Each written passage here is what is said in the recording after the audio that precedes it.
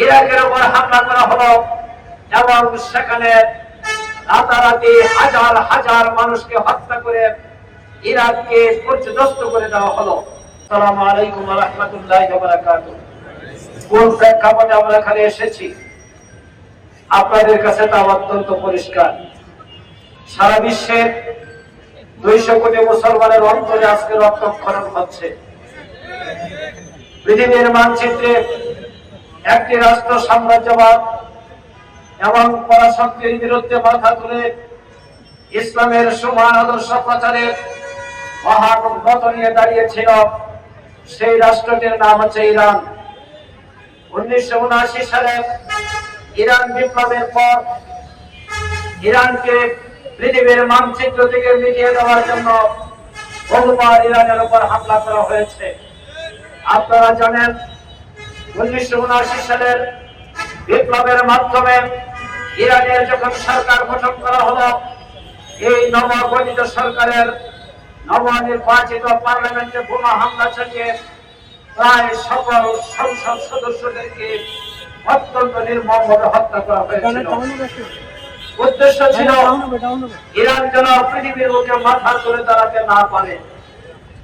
এরপরে ইরানের সাথে ইরাকের আত্মঘাতী সংঘর্ষ তৈরি করে 8 বছরে হাজার হাজার নয় লক্ষ লক্ষ মুসলিমকে নির্মমভাবে হত্যা করা হয়েছে।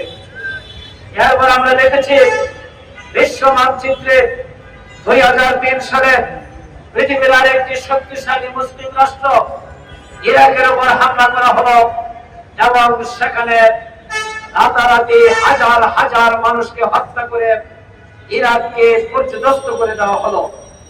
এইভাবে পৃথিবীর মুখ থেকে ইসলামের শক্তিকে নিশ্চিহ্ন করে দিয়ে একক আধিপত্য বিস্তারের লড়াই করার জন্যই ইরানের মাটিতে অনেকবার হামলা করা হয়েছে। 2024 সালে আমরা দেখেছি ইরানের নির্বাচিত প্রেসিডেন্ট ইব্রাহিম রাইসিকে অত্যন্ত নির্মমভাবে হত্যা করা হয়েছে। কেন এই হত্যাকাণ্ড? এই হত্যাকাণ্ডের উদ্দেশ্য একটি, ইরান আজ পর্যন্ত কারো কাছে মাথা নত করে নয়।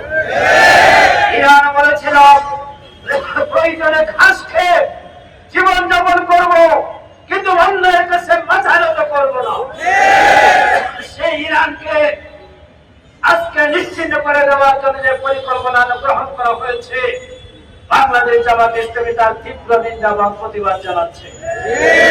গতকাল আলী খামেনিকে হত্যা করার পর আপনারা দেখেছেন লক্ষ লক্ষ মানুষ এই কথা মিডিয়ার সামনে বলেছে, এক আলী খামেনিকে হত্যা করা সম্ভব হয়েছে, কিন্তু ইরানে লাখো আলী খামেনি রয়েছে যারা এই সাম্রাজ্যবাদ এবং পরাশক্তির মোকাবেলা করে বিশ্ব মানচিত্রে তারা মাথা উঁচু করে দাঁড়াবে।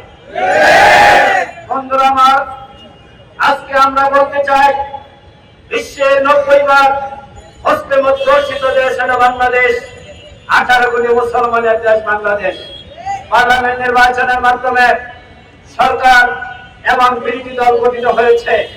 12 তারিখে পার্লামেন্টের অধিবেশন হতে যাচ্ছে।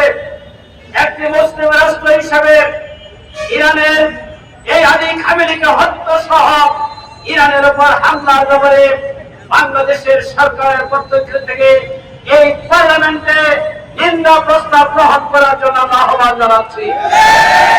আমরা মনে করি বাংলাদেশের কোটি কোটি মানুষ অন্যায়ের বিরুদ্ধে সোচ্চার প্রতিবাদ মুখর, যে কোনো পরিস্থিতিতে যে কোনো সময়ে বাংলাদেশ জামাত ইসলামের নেতৃত্বে বাংলাদেশের মানুষ ঐক্যবদ্ধভাবে সকল ষড়যন্ত্র মোকাবেলা করবে ইনশাআল্লাহ।